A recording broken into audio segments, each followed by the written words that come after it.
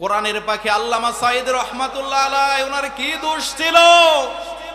আজকে দীর্ঘদিন যিনি সারাটা জীবন কোরআনের জন্য কোরআনের পিছনে জীবনটা দিয়ে দিলেন, কি অপরাধ ছিল? আজকে আলেমদেরকে কেন কারাগারে বন্দী করে রাখা হলো?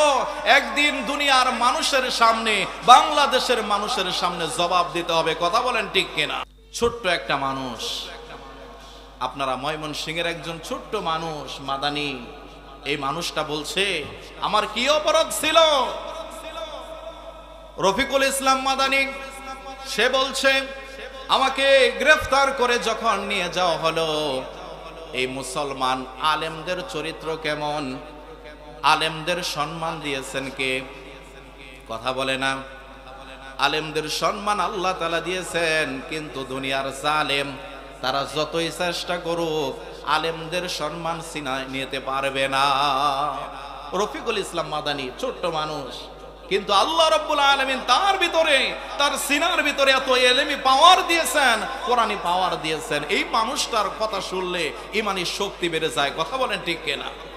রফিকুল ইসলাম মাদানী তিনি বলেছেন আমাকে যখন গ্রেফতার করে নিয়ে যাওয়া হলো, আমাকে উলঙ্গ করে আমার হাতে সিগারেট দিয়ে আমার দুই পাশে দুইটা অর্ধলঙ্গ মহিলাকে দাঁড় করিয়ে তারা ছবি তুলেছে, ভিডিও করেছে। ও মুসলমান, রফিকুল ইসলাম মাদানীর সম্মান বাড়িয়ে দিয়েছেন কে? মানুষ বিশ্বাস করে নাই। কিন্তু আলেমকে নিয়ে যারা চক্রান্ত করেছে, যারা আলেমদের ইজ্জতের শানে বেয়াদবি করেছে, তাদের অবস্থা আল্লাহ তাআলা সারা দুনিয়ার মানুষদেরকে দেখিয়েছেন। কথা বলেন ঠিক কিনা?